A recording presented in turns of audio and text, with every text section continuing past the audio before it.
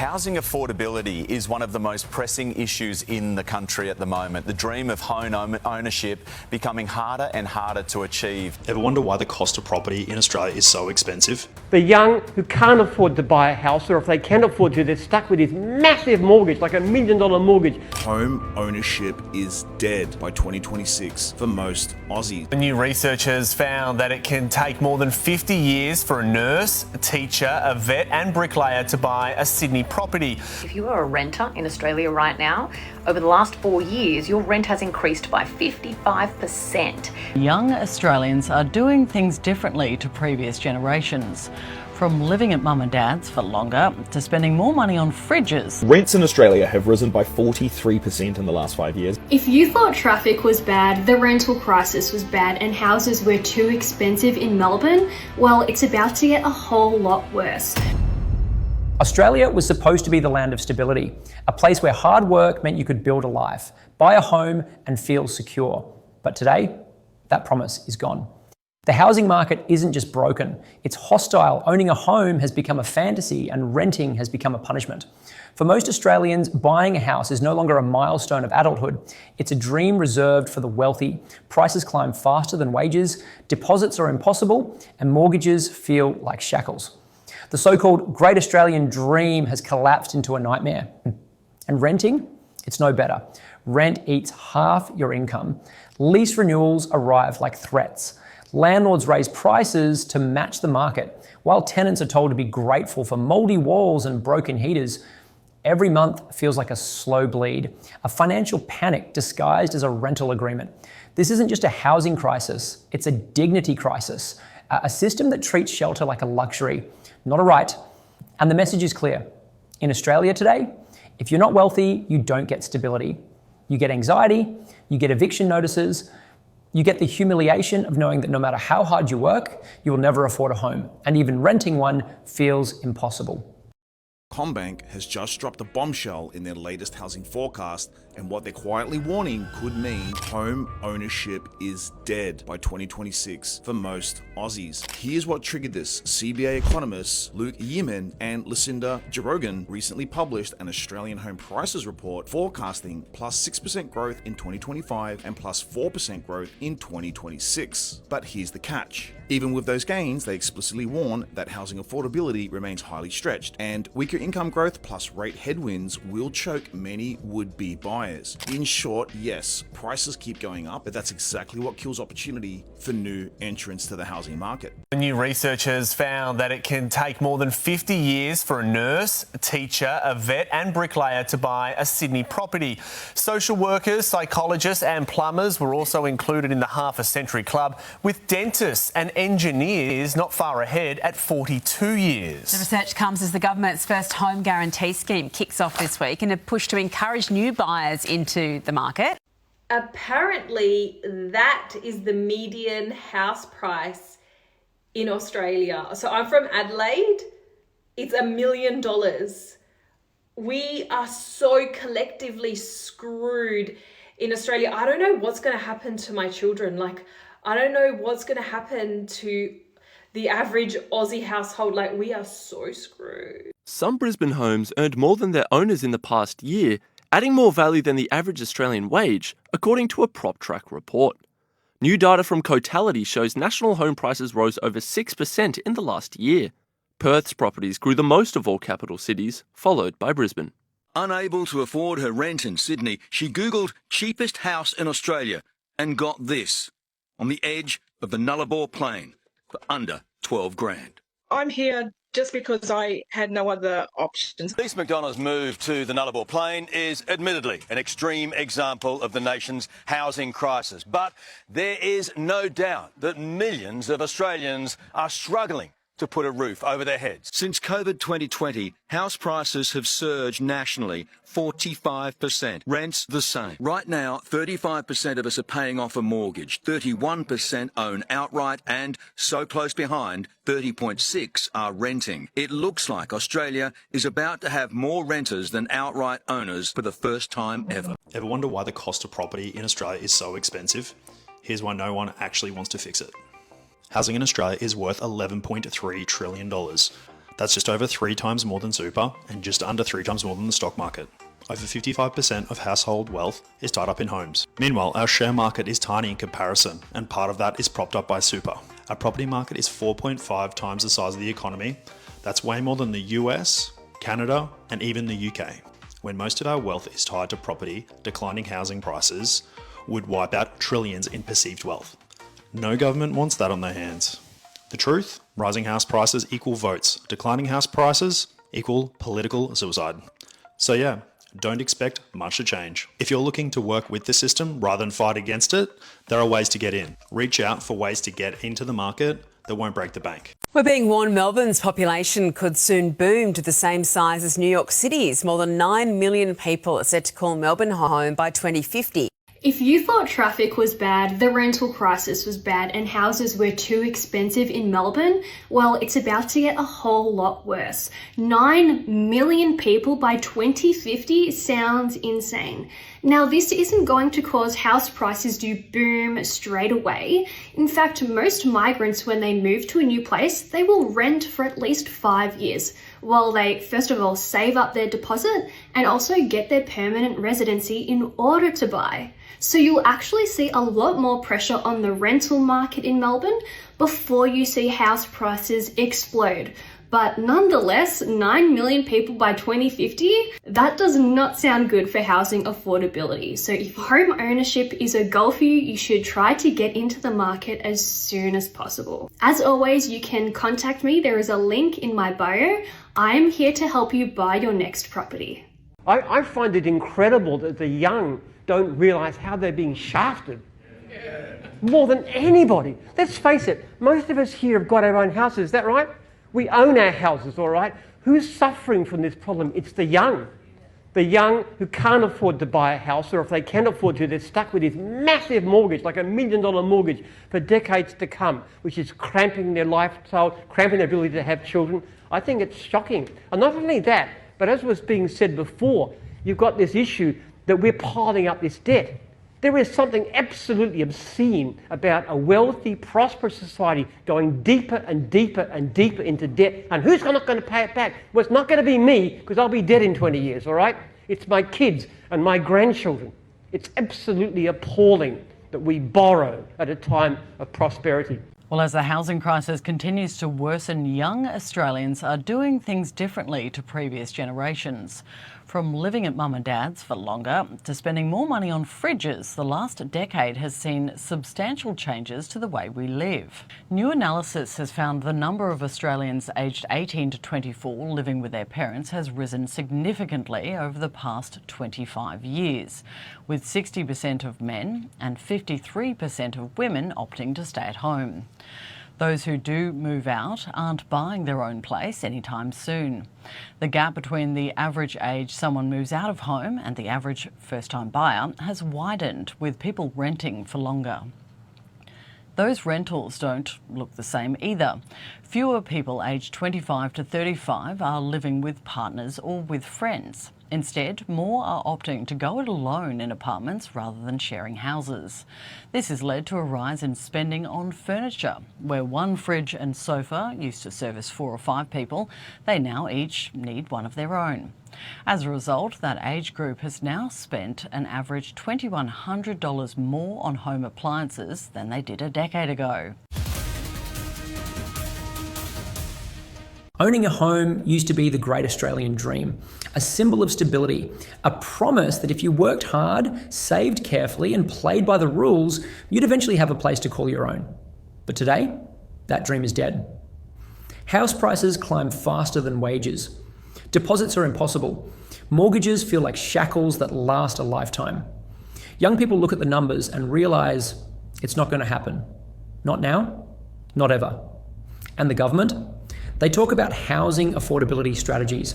They announce inquiries, they hold press conferences, but the reality is simple. They've let the market spiral out of control. They've allowed speculation to replace stability. They've turned homes into investment vehicles instead of places to live. The result? A generation locked out, a dream buried, a promise broken. And the message is clear. In Australia today, if you're not already wealthy, you will never own a home.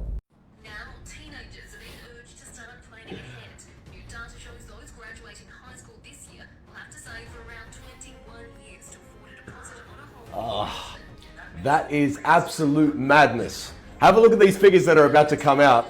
This is how long it will take the average 18-year-old in Australia to save up in order to purchase his first property, whether it be Brisbane, Melbourne, Adelaide. Have a look at Sydney, 46 years. Look at that, look at the figures. 18 years old, 46 years later, that will bring you to 64. 64 years old, you are now the age that you're supposed to be retiring, and now you're purchasing your first property. What do your repayments look like at that point in time? How is the rest of your life going to look? You've sacrificed travel, you've sacrificed potentially growing a family, you've sacrificed your life. If you haven't even lived to the great Australian dream, because that's to purchase a property as early as you can, and then pay it off by the time you retire. I don't know what's happening in Australia right now, but shit needs to change.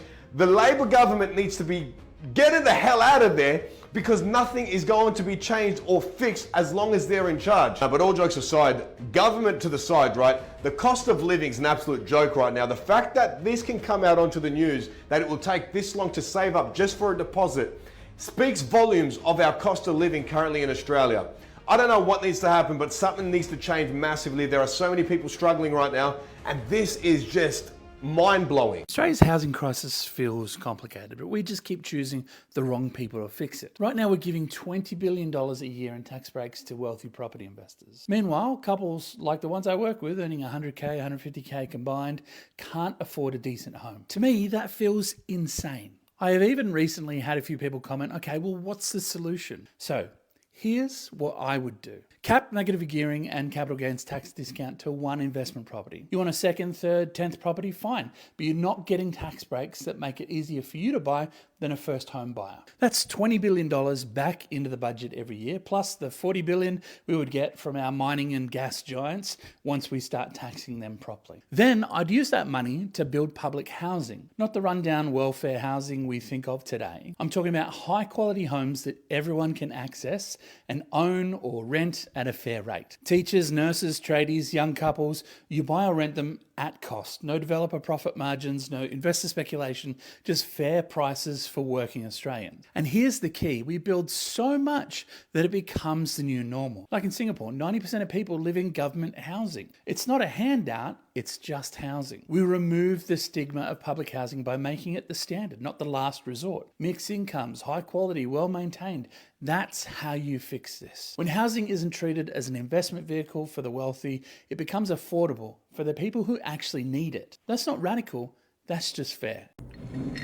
All right, let's break it down. So who owns housing in Australia? Let's break it down. 65 to 70% of Australia's housing is owned by families and individuals. So what's called owner occupiers.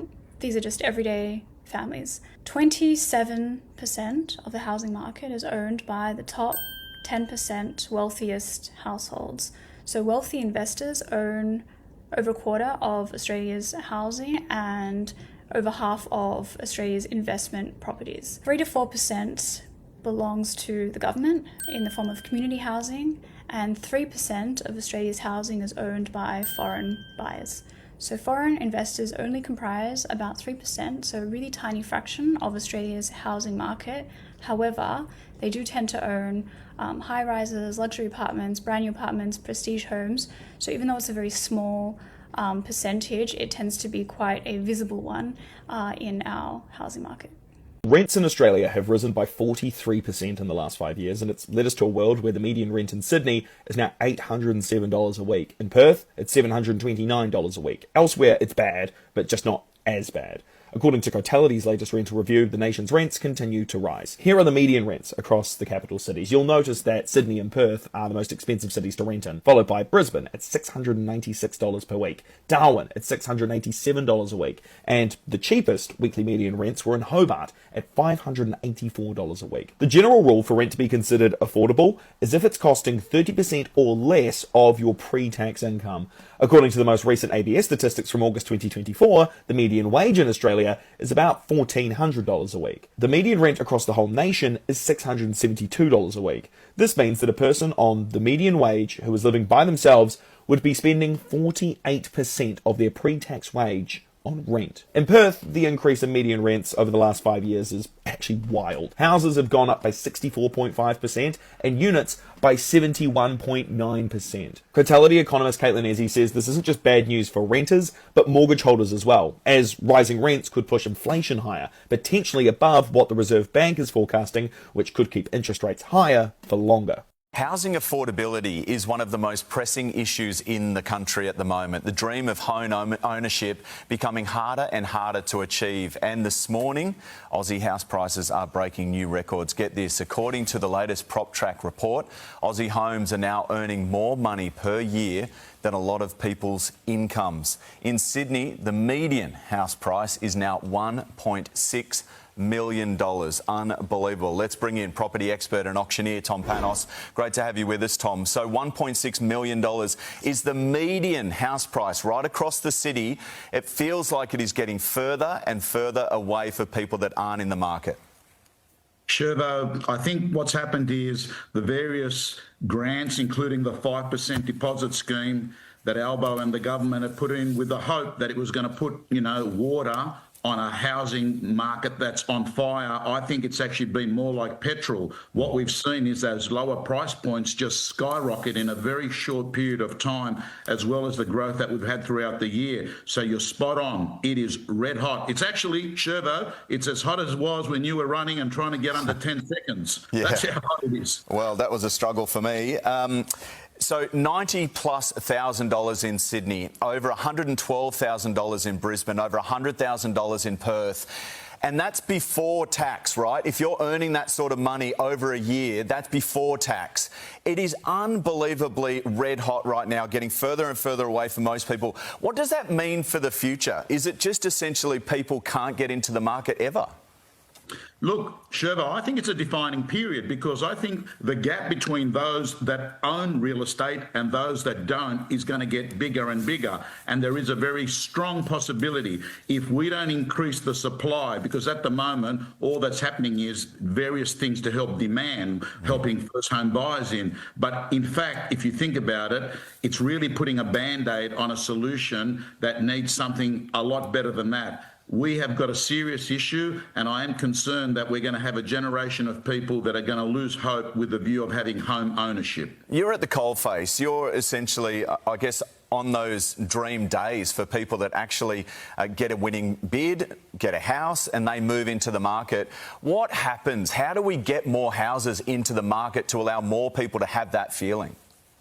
I think one of the big things, Shervo, is that you've got to get rid of the red tape. It just takes too long for things to get done. And the problem is, because of all the cost of materials that have gone up, developers and builders don't want to participate in improving the supply. So I think it's a two-pronged approach. Firstly, you've got to make it attractive for people to want to build homes.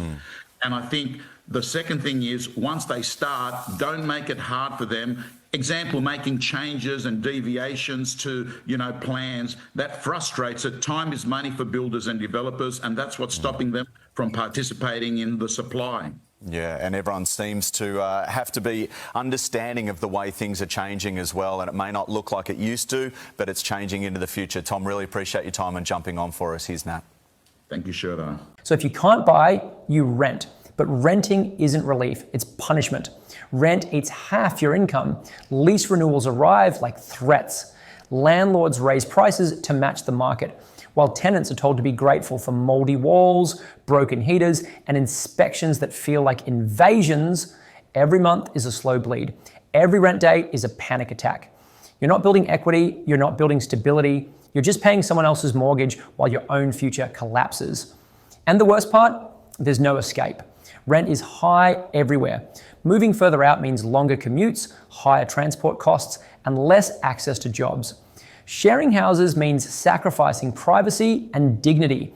Public housing is gutted. Waiting lists stretch for years, and protections are weak. This isn't shelter, it's extortion. A system that traps you in anxiety, drains your income, and leaves you with nothing to show for it. And the message is clear. In Australia today, renting isn't a stepping stone, it's a trap. If you are a renter in Australia right now, over the last 4 years, your rent has increased by 55%. But if you ask the Australian Bureau of Statistics or the Australian government, your rent's only increased by 20%. So how can there be such a big disparity between what people are feeling out there in the market and what the official data is suggesting? Now, this is a big problem because the government are using a rental increase of 20% to set their policy, whereas if you look at the data, it's actually gone up 55%. Let me explain. Now, behind me right here, I've got the data set for every single property in Australia. This is what we call the valuer general data for anyone who works in property. And the solid blue line you can see behind me, that's your typical price point over time. So the median value or the middle property, the median value over time, so that solid blue line is how those prices are increasing. The dotted blue line behind me is the typical value of the rent. Now, we've actually only collected rental data since about 2012. We haven't got it as far back from the 70s like we do for the prices. But what you can see here is, this is back in 2011. So there's a little increase in rent and then it kind of sat flat for quite a few years. Then 2017, you saw a little tick up again. Then rent sat flat until about 2021. And then what you can see is the mother of all rental increases over that short-term time frame, right? So over those 4 years, the data point there is $400 a week. And the data point at the north is, if I get my finger just right, at there, that's $621 a week. So the typical property in Australia rented for $400 in 2021. Now it's at $621. That represents a 55% increase over that time frame. So why does the Australian Bureau of Statistics think it's only 20%? Let me tell you. Behind me, I've just ripped from the ABS website measuring rents in CPI, which is inflation. The way they explain it is what they're saying is what I just showed you is advertised typical rent. So like the median advertised rent.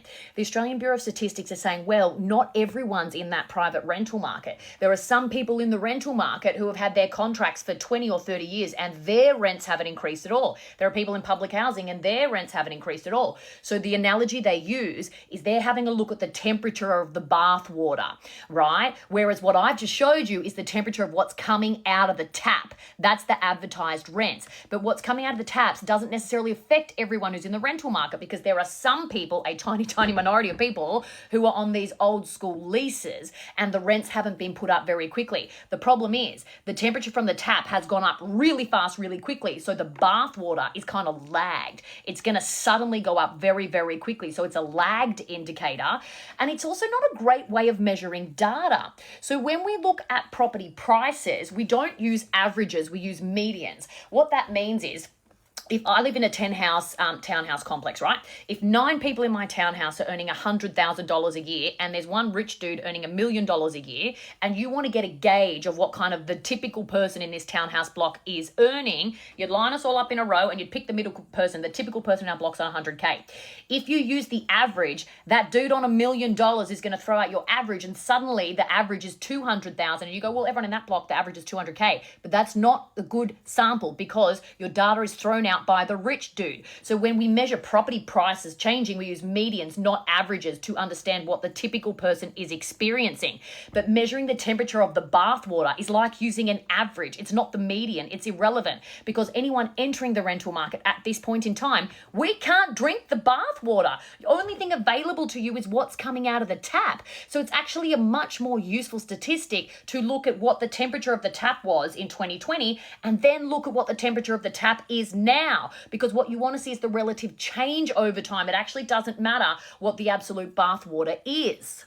This is immensely frustrating because you've got economists like this guy who work for the ANU who are advising government, and he put this up a couple of days ago saying that rents have grown slower than inflation over the last 6 years, which is mind-boggling and categorically untrue. So when they measure how rents affect people over time, they look at it as the rent relative to your salary, right? Because who really cares if my rent doubles over 10 years if my wage has also doubled over 10 years? I'm in the exact same position.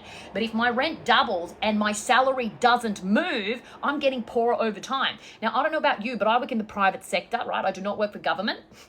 And what that means is the wage growth over the last 5 years is nothing like 55%. So if the rents went up 55% in 5 years, if my wage didn't grow by that same percentage, I just got really, really poor really, really quickly. And they've got economists like this trying to tell you that everyone's in the same position that they were 6 years ago, which is categorically untrue, and also just demonstrates that this person has no real life experience with the rental market and is just looking at data sets. That this is so obviously untrue if you know anyone who is looking for rent, or if you've been looking at rental properties at all in the last 6 years.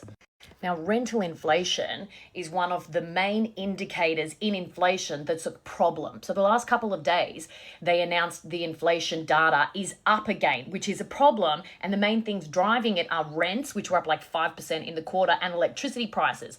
Now, from a macroeconomic perspective, the way the Reserve Bank run the economy is basically when everything starts to get too expensive, which is what's been happening over the last few years, they put the interest rates up and they make it really expensive to borrow money, which makes business operating costs expensive. It makes it expensive to own a property. And the whole idea is that if we are making everyone's mortgages more expensive, suddenly no one has any money, right? Suddenly people will stop spending because the prices got too expensive. So if I don't have as much money to go to the pub and go on holidays because my mortgage is costing me a lot more money, suddenly I'm going to stop going on holidays and stop going to the pub.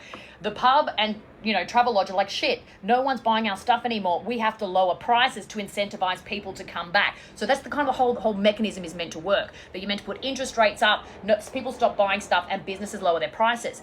Problem being, rents and electricity are essential, right? And so if my cost of living is going up by putting up interest rates, landlords are not going to reduce rents because we're in a tight supply environment. So this is a little bit tricky, but how this basically works is if I'm a landlord and my interest rate goes up, right?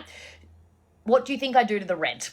If it costs me a lot more money to hold on to that investment property, I'm going to push that straight onto the tenant. So you can't use an increase in interest rates to lower rents because those two things are what we call pro-cyclical. So as interest rates go up, rents go up because I'm the landlord. You made my mortgage more expensive. I need a bit of help. I'm going to pass that cost burden onto the tenant. Now, if you had some slack in your rental market, like if there were lots of different places for people to move, that would be okay because landlords wouldn't have the power to just put rents up because people would be able to move and trade. The problem is in Australia, there's a massive supply constraint. There ain't nowhere for people to live. The vacancy rates are under 1% in almost every market. So what that means is the market's kind of jammed up. And so people don't have anywhere to go. And so what I've got behind me is the total dwellings completed data from the ABS, which is basically how many houses have they been building. And what you can see, let me get myself out of the road, since 2017, we were building a lot more houses per year, like 55,000 per year were being completed. Now, with a very, very quickly growing population, we're only doing $40,000 a year. So the amount of houses that they are building and completing is getting less and less and less and less. And what do you think that does to the available rental stock? Here's one I prepared earlier. We used to have vacancy rates back in 2008 at like 4%, right? That's a healthy market because it means that there's kind of an even balance between renters and landlords because there's places for renters to go. But what you can see is the vacancy, particularly since 2020, has tanked and now we're at sub 1% everywhere. So what that means is if landlords start to hike their rents because the Reserve Bank hikes interest rates, renters have nowhere to go because there's no slack in the rental market. You need a lot more properties available for lease to give renters power in this situation. The same thing is true for electricity. I'm not going to stop buying electricity because you've made it because it's expensive or because you put interest rates up, and it's an essential service. So you can't really deal with inflation on rents and electricity by rising interest rates. It's almost like you need another mechanism like tax. So here we are, the so-called lucky country, the postcard nation, the place that sells itself as paradise. And yet, Australians are staring at housing prices that look more like lottery numbers than reality. They're watching rent eat half their income. They're realizing with a sinking feeling that the dream of owning a home is gone. Not delayed, not postponed, gone. Because let's be honest, this isn't just a housing crisis, it's a national betrayal, a slow motion collapse of dignity, stability, and hope. A system that treats shelter like a commodity, not a right. A system that rewards speculation and punishes survival. A system that tells you to be grateful while quietly draining you dry. Owning a home used to be the great Australian dream.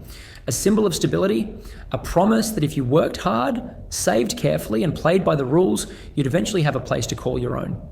But today, that dream is dead. House prices climb faster than wages. Deposits are impossible. Mortgages feel like shackles that last a lifetime.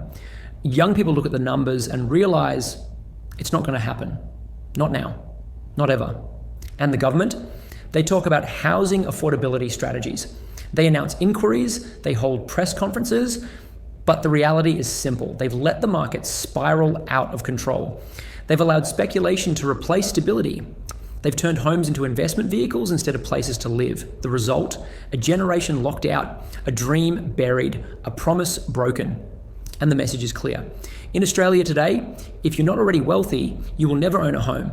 So if you can't buy, you rent. But renting isn't relief, it's punishment. Rent eats half your income. Lease renewals arrive like threats. Landlords raise prices to match the market, while tenants are told to be grateful for mouldy walls, broken heaters, and inspections that feel like invasions. Every month is a slow bleed. Every rent day is a panic attack. You're not building equity, you're not building stability, you're just paying someone else's mortgage while your own future collapses. And the worst part? There's no escape. Rent is high everywhere. Moving further out means longer commutes, higher transport costs, and less access to jobs. Sharing houses means sacrificing privacy and dignity. Public housing is gutted, waiting lists stretch for years, and protections are weak. This isn't shelter, it's extortion. A system that traps you in anxiety, drains your income, and leaves you with nothing to show for it. And the message is clear. In Australia today, renting isn't a stepping stone, it's a trap. Behind every rent hike and every impossible mortgage is a story. A family forced to move out of the suburb they've lived in for decades. A single parent working 2 jobs, still unable to keep up a student living in a share house with 6 others, pretending it's temporary. A pensioner quietly packing up because the landlord wants market value. These aren't isolated struggles. They're everywhere. They're the quiet crisis no one wants to name. And the human cost is devastating. Relationships strained, communities fractured, mental health collapsing, people living in cars, in tents, in motels, while landlords expand portfolios and politicians give speeches about resilience. And yet, the government pretends this is fine. They call it market forces. They say it's challenging. They frame it as global pressures. But it's not global when landlords raise rent because they can. It's not temporary when families are forced out of their homes. It's not resilience when people are living in cars. They'll say Australians are resilient, that they're adaptable, that they're resourceful. But resilience isn't a policy. Adaptability isn't a solution. Resourcefulness isn't a safety net. These are survival mechanisms, and survival shouldn't be the baseline in a wealthy nation. The truth is simple. The government knows. They know the rent is too high, they know the protections are weak, they know the housing market is broken, but they're not fixing it because they're not feeling it, because they benefit from it, because they own the homes, they sit on the boards, they write the policies, they cash the checks. Australia sells itself as paradise, beaches, sunshine, opportunity, stability. But what does it mean when the people who live here don't believe it anymore? What does it mean when citizens feel trapped, exploited, and betrayed? What does it mean when the lucky country feels like a scam?